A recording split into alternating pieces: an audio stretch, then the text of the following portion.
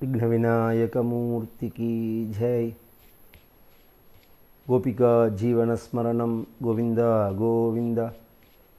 सद्गुरुनाथ महाराज की जय।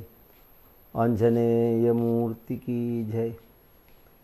तरुणाम्बुदसुन्दरस्तदात्वं ननु धन्वन्तरिरुत्थितोऽम्बुराशेः अमृतं कलशे वहन् कराभ्याम् अखिलार्तिं हर मारुतालयेश। ஸ்ரீயப்பதியான பகவான் பரம கருணையோட இந்த ஜீவர்கள் பேரின்பத்தை அடைய வேண்டும் என்ற நோக்கோட பார்க்கடல் கடையறது அப்படிங்கிறதான ஒரு செயலை செய்தார் என்று புராணங்கள்லாம் சொல்கிறது. தேவர்களும் அசுரர்களும் சகோதரர்கள். முதல் மனைவி இரண்டாவது மனைவிக்கு கஷ்யபர் என்ற மகரிஷியிடம் பிறந்தவர்கள். அசுரர்களுக்கு பலம் கூட, தேவர்கள் எண்ணிக்கையினுடைய அளவு குறைச்சல், சாத்வீகமானவர்கள். அவர்கள் இரவாத நிலையை அடைய வேண்டும் என்று ஸ்ரீயப்பதியான பகவான் ஸ்ரீமன் நாராயணனிடம் பிரார்த்திக்க பகவான் ஒரு யோஜனை சொன்னார். பார்க்கடல் அப்படிங்கிற நான் படுத்துட்டு இருக்கிற அந்த க்ஷீராப்தி அப்படிங்கிறத கடைஞ்சா அதுலேருந்து அமிர்தம் வரும். அந்த அமிர்தத்தை நீங்கள் சாப்பிட்டா நீங்களும் இரவாத நிலையை அடையலாம் அப்படின்னு. அதற்கு அசுரர்கள் செஞ்சுள்ளாமே அப்படின்னு, தேவர்கள் செஞ்சுள்ளாமேன்னார். பகவான் சொன்னான், உங்கள் ஒருவரால் மட்டும் முடியாது, அசுரர்களும் அதற்கு துணை வர வேண்டும். தேவர்கள் கேட்டார்கள், நாங்கள் சாப்பிட போகிற அமிர்தத்துக்கு அசுரர்கள் வந்து கடைஞ்சு கொடுப்பார்களா அப்படின்னு. பங்கு தரேன்னா வருவார். உலகத்தில் பர்சன்டேஜ்னால் ஒன்று சேராதவர்கள் உண்டா என்ன? ஒரு பர்சன்டேஜ் அப்படின்னு சொல்லிட்டா எலியும் பூனையுமாக உள்ளவர்கள் உள்பட எதிர்மறையாக உள்ளவர்கள் சித்தாந்தத்தில், கொள்கையில், செயலில், குணத்தில் உள்ளவர்கள் உள்பட பர்சன்டேஜில் விழுந்துள்ளார்கள் அப்படிங்கிறத கண்கூடாக நாம் பார்க்கிறோம். இதெல்லாம் மனசோட ஒரு வீழ்ச்சியினுடைய அடையாளம். அசுரர்கள் அப்படிங்கிறவர்கள் புலன்களுக்கு அடிமையானவர்கள்னு சொன்னேனோ, அதனால தான் அசுரர்கள்னே பேர். அசுஷுனா புலன்கள்னு அர்த்தம். அதனால் அவர்கள் ஒத்துண்டார்கள். எப்படி கடையலாம் அப்படிங்கிறதே மந்தர மலையை, மந்தரம்னு ஒரு மலை, மேருமலையை, அதை கொண்டு வந்து மத்தாக பண்ணலாம் அப்படின்னு. சரி, அதை எப்படி தூக்கிறது? நீங்களாம் போய் தூக்குங்கோ அப்படின்னா, மலை ஒரு தெய்வம். அது நம்ம பாரத வாழ்வியல் முறையில் மண், மரம், நீர், நிலம், மலை, மிருகங்கள் எல்லாத்தையும் தெய்வமாக வழிபடச் சொல்லியிருக்கு. வாசுதேவ சர்வமிதி ச மகாத்மா சுதுர்லபா அப்படின்னு. இந்த ஒரு வழிபாட்டு முறை இந்த வைதீக மதத்தில் தான், இந்த சனாதன மதத்தில் தான் இந்த வழிபாட்டு முறை. மற்ற மதங்கள் எல்லாம் உருவ வழிபாடு அல்லது உருவமற்ற வழிபாடுன்னு வர தேவை இது இருக்காது. இப்போ நான் சொன்ன மாதிரி நீரை வழிபடுறது, நிலத்தை வழிபடுறது, காற்றை வழிபடுறது, மலையை வழிபடுறது, உயிரினங்களை வழிபடுறது அப்படின்னு. அப்போ மலைக்கு பூஜை பண்ணணும், மலையை சுத்தணும், மலையை பூஜை பண்ணணும் அப்படிங்கிறது இன்றைக்கும் இருக்கு. கிருஷ்ணாவதாரத்தில் கூட பகவான் கோவர்தனத்தை பூஜை பண்ணினார் அப்படின்னு கதை வரது. அந்த கோவர்தனன் தான் அவர்களை காப்பாற்றினது அப்படின்னு. உண்மை அது. நாமெல்லாம் எதை வழிபடுறோமோ அது நம்மளை காப்பாற்றும். நம் முன்னோர்கள் அந்த அறிவு அடைந்தவர்களாக இருந்ததுனால அதை அவர்கள் வழிபட்டார்கள். நாம் அந்த அறிவை இழந்து அதை அழிக்கிறோம், அல்லது அழிப்பவர்களுக்கு துணை போகிறோம், அல்லது அழிப்பதை பார்த்து பேசாமல் இருக்கோம். அதனால் வர விளைவுகளை நாம் அனுபவிக்கிறோம். உட்பாத்தங்கள், இயற்கை பேரிடர்கள், இன்னல்கள். ஒரு பெரிய மேகம் திரண்டுதுன்னா மழை தடுத்துடும். அதை மழை தடுத்து மலையில் பெய்ய வச்சிடும். மழை தாங்கும், அது இறங்கி நதியாக வரும். அது நிலத்தில் பெஞ்சா ஊரே பொத்துன்னு போயிடுறது. இப்போ பார்க்குறோமே, நம்ம மழையெல்லாம் அழிச்சா அப்புறம் எங்கேருந்து மழை பெஞ்சா நிற்கும்? அந்த மலையை வழிபடுறது அப்படிங்கிறது ஒரு பண்பாடு. இவர்கள் வழிபடாமல் தூக்கிறதே அது வரபோது போது பகவான் வழிபட்டு கருடன் மேலே வந்து அந்த மலையை தூக்கி கொண்டு வந்து பார்க்கடலில் போடுறான். கடையறத்துக்கு வாசுகி அப்படிங்கிற பாம்பை கூப்பிட சொன்னார்.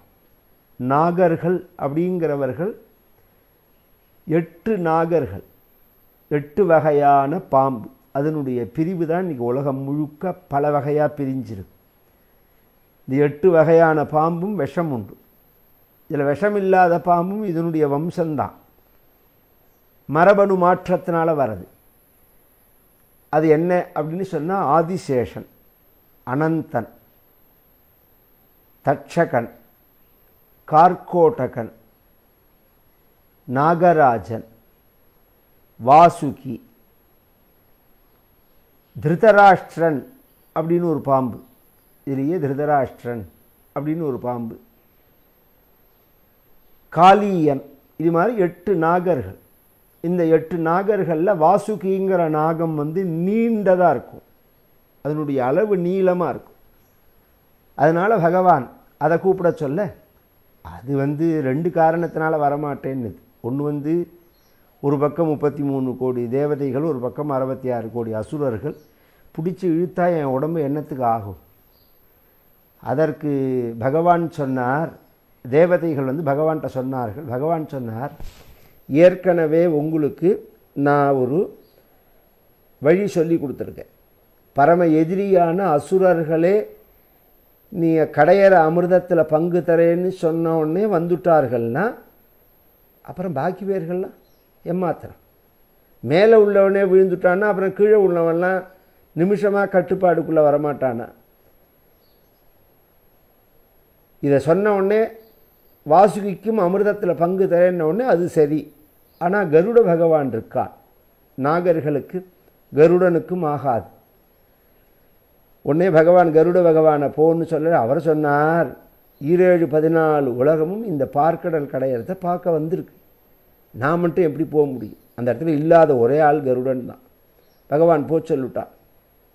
அவர் கிளம்பி போனப்புறம் நாகம தேவதையான வாசுகி வர இதை சுற்றினா அதில் ஆரம்பத்திலேயே ஒரு சின்ன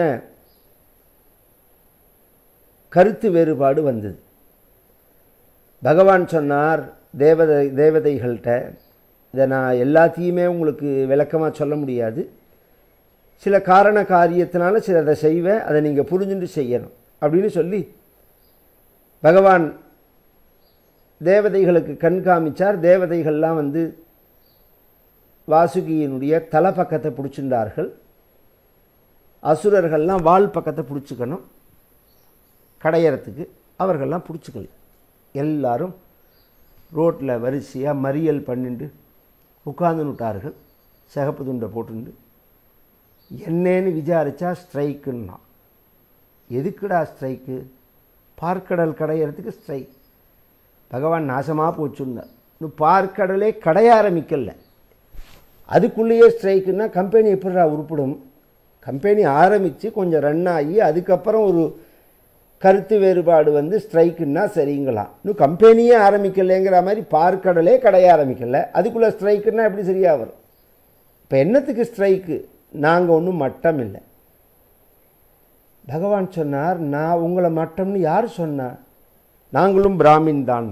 வயம் கஷ்யப் அப்படியே இருக்குது, புராணத்தில் இருக்கிறத நான் சொல்கிறேன். வயம் கஷ்யபதாயாத்தான்னு பூனில் தொட்டு காமிச்சார்கள். இப்போ ஜாதியை பற்றி யார் பேசினா?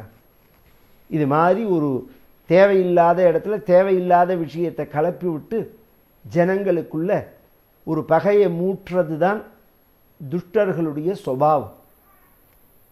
இப்போ என்ன ஆச்சு? இப்போ யார் உங்களை ஜாதியை பற்றி பேசினா? நீங்கள் நடத்துறது அப்படி தான் இருக்குன்னா என்ன நடத்துகிறோம்? நீங்கள்லாம் உயர்ந்தவர்களாக நினைத்து கொண்டு எங்களெல்லாம் மட்டமானவர்களாக நடத்துகிறீர்கள். என்ன நடத்தினோம் நாங்கள்? அப்படி நீங்கள்லாம் பாம்போட தலை பக்கத்தை போய் பிடிச்சுன்னுட்டு என்ன அகேரங்கம் அமங்கலம்னு அது 1க்கு 2க்கு யூரின் டாய்லெட் போகிற பாகத்தை எங்கிட்ட கொடுத்தா நாங்கள் என்ன மட்டமா? நாங்கள் பிடிப்போமா? பகவான் சொன்னார் 2 விஷயம். முதல்ல பாம்பு எந்த பக்கம் யூரின் போகும் டாய்லெட் போகும்னு யார் திருப்பி போட்டால் பார்த்துருக்கோம்? அதுவே முதல்ல தெரியாது. 2வது யாராவது ஒருத்தர் ஏதாவது ஒரு பக்கம் பிடிச்சி தான் ஆகணும். எனக்கு இந்த பக்கம் பிடிக்கிறதுக்கு இஷ்டம் இல்லைன்னா சொல்லு, அந்த பக்கம் போய் பிடிச்சிக்கோ. நீ இதில் ஒன்றை மட்டப்படுத்தினதா என்ன அர்த்தம்? தேவதைகளாக இந்த பக்கம் வந்து பிடிங்கோன்னார். அசுரர்கள்லாம் ஒன்றே அந்த பக்கம் போய் பிடிச்சிருந்தார்கள். இது பகவான் பண்ணின ஒரு ட்ரிக்கு. இந்த துஷ்டர்கள், இந்த அசத்துகள், இவர்களை நாம் எப்படி மடக்கணும், எப்படி வேலை வாங்கணும் அப்படிங்கிறதுக்கு புராணத்திலேயே பகவான் நமக்கு சொல்லி கொடுக்குறான். நேரடியாக நல்லதை சொன்னால் இவர்கள் கேட்கவே மாட்டார்கள். என்றைக்குமே ஐயோ நல்லதை சொல்கிறார்களே, நமக்கு தானே சொல்கிறார்கள் அப்படிங்கிறத கேட்க மாட்டார்கள். இப்படி சுத்த விட்டால் தான் அவர்களுக்கு புரியும். அது இந்த தலை பக்கத்தை போய் பிடிச்சிருந்தானா, தன்னை ஒசத்தியாக வேறு நினச்சிருந்தானா, கொஞ்ச நேரம் ஆரம்பித்த உடனே, கடைய ஆரம்பித்த உடனே ஏண்டாப்பா தலை பக்கத்தை பிடிச்சிருந்தோம்னு ஆயிடுது. ஏன்னா அந்த பாம்பை பிடிச்சி இழுத்தா அது அப்படியே விஷத்தை ஸ்ப்ரே பண்ணுறது, கக்கறது, புகையா கிளம்புறது விஷம். கிளம்பினா இவர்களால் மூச்சு திணறது, நிற்க முடியல. நான் இந்த பக்கம் வேண்டாம்னு சொல்ல முடியல. சாதாரணமாக அந்த பக்கத்தை பிடிச்சிருந்தா கூட என்னால் இந்த பக்கம் முடியாது, நான் அந்த பக்கத்துக்கு போகிறேன்னு மாற்றிக்க முடியும். இப்போ சண்டை போட்டு இந்த பக்கத்தை வாங்கினதுனால இனி அந்த பக்கத்துக்கும் போக முடியாது, அவர்களும் கொடுக்க மாட்டார்கள். வேறு வழி இல்லாமல் இந்த பக்கத்தை பிடிச்சி கடையிற மாதிரி ஆயிடுத்து. இது பகவான் பண்ண ஒரு ட்ரிக்கு. அது ஏற்கனவே பாம்பு வாயிலேருந்து விஷம் வருது. கீழே பார்க்கடலை கடையும் போது முதல்ல அதில் உள்ள அழுக்கெல்லாம் சேர்ந்து அது ஒரு விஷமாக வர்றது. இந்த 2 விஷமும் சேர்ந்து ஆலம் ப்ளஸ் ஆலம், ஆளாளம்னு பேர். உலகத்தையே அழிக்க அப்படியே பரவ ஆரம்பிச்சது. யாருக்குமே என்ன பண்ணுறதுன்னு புரியல, யாராலையும் அதை கட்டுப்படுத்த முடியல. எல்லாரும், எல்லா தெய்வங்களும் நான் தான் உன்னை காப்பாற்றுறேன், நான் தான் உங்களை காப்பாற்றுறேன் அப்படின்னு தான் எல்லா தெய்வங்களும் சொல்கிறது புராணங்களில். ஆனால் உண்மையாக மக்களையும் உலகத்தையும் யார் காப்பாற்றினார் அப்படிங்கிறது அடுத்த பதிவில். சத்குருநாத் மகாராஜ் கி ஜெய்.